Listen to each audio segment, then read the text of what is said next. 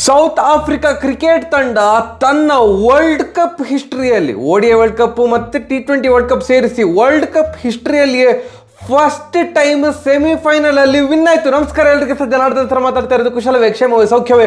Welcome back to Ganesh Karanth cricket talks YouTube channel. ಅಂತೂ ಇಂತೂ chokers ಹಣೆಪಟ್ಟಿಯಿಂದ ಸೆಮಿಫೈನಲ್ಸ್, ಎಸ್ಪೆಷಲಿ ಸೆಮಿಫೈನಲ್ಸ್ ಚೋಕರ್ಸ್ ಅಂತ ಭಾರಿ ಫೇಮಸ್ ಆಗಿರುವಂತಹ ತಂಡ ಸೌತ್ ಆಫ್ರಿಕಾ. ಆ ಚೋಕರ್ಸ್ ಹಣೆಪಟ್ಟಿಯಿಂದ ಹೊರಗೆ ಬಂತು. ಇವತ್ತು ನಡೆದಂಥ ಪಂದ್ಯದಲ್ಲಿ ಅಫ್ಘಾನಿಸ್ತಾನ್ ವಿರುದ್ಧ, ಓ ಮೈ ಗಾಡ್, ಈ ರೇಂಜಿಗೆ ಡಾಮಿನೇಟಿಂಗ್ ವಿಕ್ಟ್ರಿ ಸಿಗ್ತದೆ ಅಂತ ನಾನು ಅಂದ್ಕೊಂಡಿರಲಿಲ್ಲ. ಎಸ್ಪೆಷಲಿ ಏನು ಅಫ್ಘಾನಿಸ್ತಾನದ ಪರ್ಫಾರ್ಮೆನ್ಸಸ್ ನೋಡಿದಾಗ, ಬಾಂಗ್ಲಾದೇಶದ ಮೇಲೆ ವಿನ್ ಅದು, ಅದಕ್ಕಿಂತ ಮುಂಚೆ ಆಸ್ಟ್ರೇಲಿಯಾ ತಂಡವನ್ನು ಸೋಲಿಸಿದ್ರು, ನ್ಯೂಜಿಲೆಂಡನ್ನು ಸೋಲಿಸಿದ್ರು ಗ್ರೂಪ್ ಸ್ಟೇಜಲ್ಲಿ. ಅಂಥ ಒಂದು ಪರಿಪೂರ್ಣ ತಂಡವಾಗಿ ಅಫ್ಘಾನಿಸ್ತಾನ ಹೊರಹೊಮ್ಮಿದಾಗ ಭಯಂಕರ ಫೈಟ್ ಕೊಡ್ತಾರೆ ಇವತ್ತು. ಬಟ್ 60% ಓಕೆ ಒಂದು ಸೌತ್ ಆಫ್ರಿಕಾ ಕಡೆಗೆ ಉಂಟು, ಹೇಳಲಿಕ್ಕೆ ಆಗೋದಿಲ್ಲ. 40% ಚಾನ್ಸ್ ಅಫ್ಘಾನಿಸ್ತಾನಕ್ಕೆ ಸಹ ಉಂಟು ಅಂತ ಅಂದ್ಕೊಳೋದು. ಬಟ್ ಇವತ್ತು ಆದದ್ದೇ ಬೇರೆ. ಇವತ್ತು ಓವರಾಲ್ ಇವತ್ತು ಪೂರ್ತಿ ಮ್ಯಾಚ್ ಆದದ್ದು 20 ಓವರ್ ಅಷ್ಟೇ. 20 ಓವರಲ್ಲಿ ಪೂರ್ತಿ ಮ್ಯಾಚ್ ಮುಗ್ದಾಗಿದೆ. ಅಂದರೆ ಇಮ್ಯಾಜಿನ್ ಮಾಡಿ ಯಾವ ರೇಂಜಿಗೆ ಡಾಮಿನೇಟಿಂಗ್ ವಿಕ್ಟ್ರಿ ಸಿಕ್ಕಿರ್ಬೋದು ಅಂತ. ಫಸ್ಟ್ ಬ್ಯಾಟಿಂಗ್ ಮಾಡಿದಂಥ ಅಫ್ಘಾನಿಸ್ತಾನ ಹೊಡೆದದ್ದು 156 ರನ್ ಅಲ್ಲ, 156 - 156 ರನ್ನಿಗೆ ಆಲ್ ಔಟ್. ಇದಾ ಆಸ್ಟ್ರೇಲಿಯಾ ಮೇಲೆ ವಿನ್ ಆದದ್ದು? ಈ ತಂಡವ ಬಾಂಗ್ಲಾದೇಶ ಮೇಲೆ ವಿನ್ ಆದದ್ದು? ಬಾಂಗ್ಲಾದೇಶ ಮೇಲೆ ಯಾರು ಬೇಕಾದ್ರೆ ವಿನ್ ಆಗ್ಬೋದು ಬಿಡಿ. ಇದಾ ನ್ಯೂಜಿಲೆಂಡ್ ಮೇಲೆ ವಿನ್ ಆದದ್ದು ಅಂತ ಅನ್ನಿಸುವ ಥರ ಪರ್ಫಾರ್ಮೆನ್ಸ್ ಇತ್ತು. Credit goes to south African bowlers. ಎಂಥ ರಾ ಪೇಸಲ್ಲಿ ಬಾಲ್ ಬರ್ತಾ ಇತ್ತು ಅಂತಂದ್ರೆ, of course it was not a batting pitch, but still ಆ ರಾ ಪೇಸಲ್ಲಿ ಬಾಲ್ ಬರ್ತಾ ಇತ್ತಲ್ಲ, ಇವರು ಬ್ಯಾಟ್ ಇಡುವ ಹೀಗೆ ಮಾಡೋ ಮುಂಚೆ ವಿಕೆಟ್ಗೆ ತಾಗಿರ್ತದೆ ಡಮ್ ಅಂತ. ಉತ್ತರವೇ ಇರಲಿಲ್ಲ. ಆ್ಯಂಡ್ ಅಫ್ಘಾನಿಸ್ತಾನ್ಗೆ ಕ್ಲಿಕ್ ಆಗಿರೋದು ಯಾರು ಈ ಒಂದು ವರ್ಲ್ಡ್ ಕಪ್ಪಲ್ಲಿ? ಕ್ಲಿಕ್ ಆಗಿರೋದು ಗುರ್ಬಾಜ್ ಮತ್ತು ಜದ್ರಾನ್.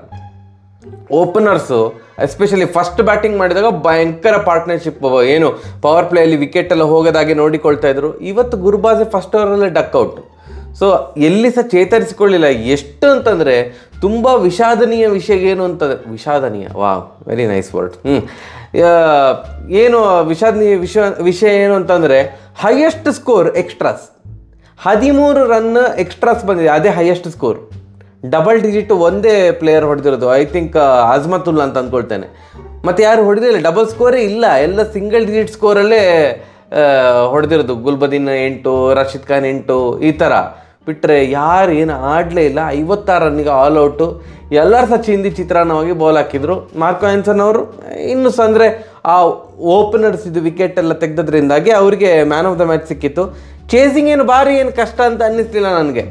ಡಿಕಾಕ್ ಅವರು ಅವರೇ ವಿಕೆಟ್ ಕೊಟ್ಟಿದ್ದು ಬಿಟ್ಟರೆ ಅದು ವಿಕೆಟ್ ತೆಗ್ದದಲ್ಲ. ಅಂದರೆ ನಾವು ಬೇಗ ಫಿನಿಷ್ ಮಾಡಬೇಕು ಕ್ಯಾಮಾನ್ ಸೌತ್ ಆಫ್ರಿಕಾ ಅಂತ ಹೇಳ್ಕೊಂಡು, ಅಂದರೆ ಅವರೊಂದು ಸ್ಕ್ವೇರ್ ಲೆಗ್ ಕಡೆಗೆ 6 ಹೊಡಲಿಕ್ಕೆ ಹೋಗಿ ಬೋಲ್ಡ್ ಆದರೂ ಬಿಟ್ಟರೆ ಮತ್ತೇನೋ ಒಂದು ಅಂಥ ಹಿಕಪ್ಸ್ ಎಂತ ಆಗಲಿಲ್ಲ.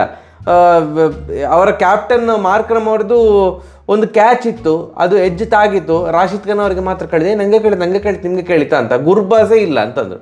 ಕೀಪರೇ ನನಗೆ ಅಂತ ಕೇಳಲಿಲ್ಲ ಅಂತಂದರು. DRS ತಗೊಳ್ಳಿಲ್ಲ. ಅದರಲ್ಲಿ DRS ತಗೊಂಡಿದ್ರೆ 6 ರನ್ನಿಗೆ 2 ವಿಕೆಟ್ ಹೋಗ್ತಾ ಇತ್ತು ತಂಡದ್ದು. ಹಾಗೆಂತರು ಆದರೂ ಸಹ ಸೌತ್ ಆಫ್ರಿಕಾ ವಿನ್ ಆಗ್ತಿತ್ತು. ಬಟ್ ಸ್ಟಿಲ್ ಏನೋ ಫೈಟ್ ಕೊಟ್ಟರು ಅಂತ ಹೇಳ್ಬೋದಿತ್ತ ಏನೋ. But oh my god, such a one sided game. And South Africa ಒಂಥರ ಲಕ್ಕಿ ಫೀಲ್ ಆಗ್ತದೆ, ಇಲ್ಲ ಅಂತ ನಾನು ಹೇಳೋದೇ ಇಲ್ಲ.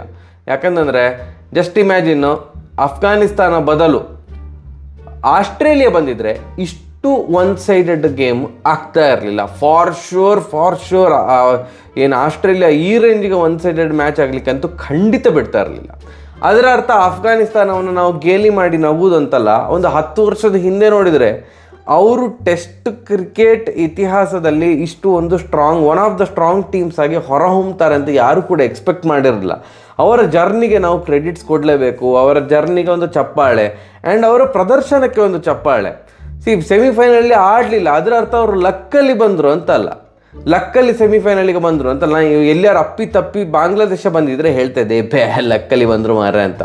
ಇವರು ತುಂಬ ಹೋರಾಡಿ ಬಂದಿದ್ದಾರೆ. ನ್ಯೂಜಿಲೆಂಡ್ ಮೇಲೆ ವಿನ್ ಆದಂಥ ರೀತಿ ಆಗಿರ್ಬೋದು. ಮತ್ತು ಓಕೆ, PNG ಮತ್ತು ಉಗಾಂಡ ತಂಡವನ್ನು ಆಲ್ಔಟ್ ಮಾಡಿದರು. ಅವರ ಮೇಲೆ ವಿನ್ ಆಗ್ತಾರೆ ಅಂತ ಗೊತ್ತಾಗಿತ್ತು. ಬಟ್ ಅವರನ್ನು ರುತ್ಲೆಸ್ ಆಗಿ ಆಲ್ಔಟ್ ಮಾಡಿ ಅದು ಸಹ ಸಿಂಗಲ್ ಹ್ಯಾಂಡೆಡ್ ಆಗಿ ವಿನ್ ಆಗಿದ್ದು. ಮತ್ತು ಸೂಪರ್ 8ಗೆ ಬಂದ ಮೇಲೆ ಕೂಡ ಅವರ ಪರ್ಫಾರ್ಮೆನ್ಸ್ ಶ್ಲಾಘನೀಯ.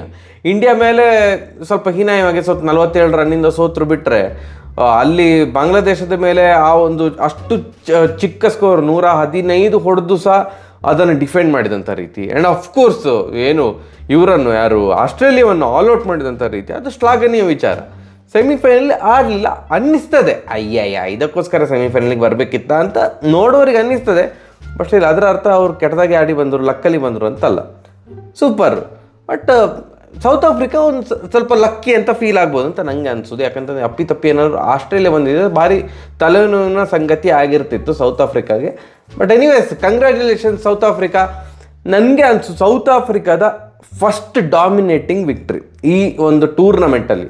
ಗ್ರೂಪ್ ಸ್ಟೇಜಲ್ಲಿ 4-4 ವಿನ್ ಆದರು, 4-4 ಸಹ ಸೋಲುವಂತಹ ಮುಖ ನೋಡಿ, ಸೋಲಿನ ಮುಖ ನೋಡಿ ವಿನ್ ಆದದ್ದು. ಆ್ಯಂಡ್ ಈವನ್ ಸೂಪರ್ 8ಅಲ್ಲಿ ಕೂಡ ಅವರು ನಾರ್ಮಲ್ ಆಗಿ ಅಂದರೆ ಡಾಮಿನೇಟಿಂಗ್ ಆಗಿ ಅಥವಾ ಸಿಂಗಲ್ ಹ್ಯಾಂಡೆಡ್ ಆಗಿ ವಿನ್ ಆಗಲಿಲ್ಲ. ಈಗ ಇಂಗ್ಲೆಂಡ್ ಮೇಲೆ ವಿನ್ ಆದರು, ಇಂಗ್ಲೆಂಡ್ ಮೇಲೆ ಆರಾಮ್ಸೆ ವಿನ್ ಆಗ್ತಾಯಿದ್ರು. ಕೊನೆಗೆ 1 ಪಾಯಿಂಟ್ ಆಫ್ ಟೈಮಲ್ಲಿ 3 ಓವರ್ಗೆ 24 ರನ್ ಇಂಗ್ಲೆಂಡ್ಗೆ ಬೇಕು, ಸೌತ್ ಆಫ್ರಿಕಾ ಡಮಾರ್ ಅನ್ನುವ ಸ್ಥಿತಿಗೆ ಹೋಗಿ ಮತ್ತೆ ವಿನ್ ಆದರು. ಹಾಗೆ I think even West Indies ಮೇಲೆ ಸಹ ಆಲ್ಮೋಸ್ಟ್ ಸೋಲುವ ಮುಖ ನೋಡಿ ವಿನ್ ಆದರು ಅಂತ ಕಾಣ್ತದೆ. ಎಲ್ಲಿ ಕೂಡ ಆರಾಮದಾಯಕ ವಿಕ್ಟ್ರಿ ಸಿಕ್ಕಿರಲಿಲ್ಲ ಅವರಿಗೆ. ಈವನ್ US ಕೂಡ ವೆರಿ ಟಫ್ ಫೈಟ್ ಕೊಟ್ಟಿತ್ತು. ಸೊ ಸೆಮಿಫೈನಲಲ್ಲಿ ಒಂದು ಲಿಟ್ರಲಿ ಡಾಮಿನೇಟಿಂಗ್ ಕ್ರಿಕೆಟ್ ಆಡಿದರು. ಕಂಗ್ರ್ಯಾಚುಲೇಷನ್ಸ್ ಫೈನಲಿಗೆ ರೀಚ್ ಆಗಿರೋದಕ್ಕೆ. ಇವತ್ತು ಭಾರತದ ಮ್ಯಾಚ್ ಉಂಟು, ಭಾರತ ವರ್ಸಸ್ ಇಂಗ್ಲೆಂಡಿದ ಮ್ಯಾಚ್. ಪ್ರಿವ್ಯೂ ವಿಡಿಯೋ ಬರ್ತದೆ, ನೋಡುವ. ಇಲ್ಲಿ ವಿನ್ ಆದವರು ಸೌತ್ ಆಫ್ರಿಕಾವನ್ನು ಏನು ಫೈನಲಲ್ಲಿ ಎದುರಿಸ್ತಾರೆ. ಭಾರತ ಎಲ್ಲಿಯಾದರೂ ಅಪ್ಪಿತಪ್ಪಿ ಫೈನಲಿಗೆ ಬಂದರೆ ನಾವು ಚೋಕ್ ಮಾಡಲಿ ಸೌತ್ ಆಫ್ರಿಕಾ ಅಂತವೇ ಬಯಸೋದು, ಭಾರತ ವಿನ್ ಆಗಬೇಕು ಅಂತವೇ ಬಯಸೋದು. ಅವರಿಗೆ ಬೇಜಾರಾದರೂ ಪರವಾಗಿಲ್ಲ ಅಲ್ವಾ.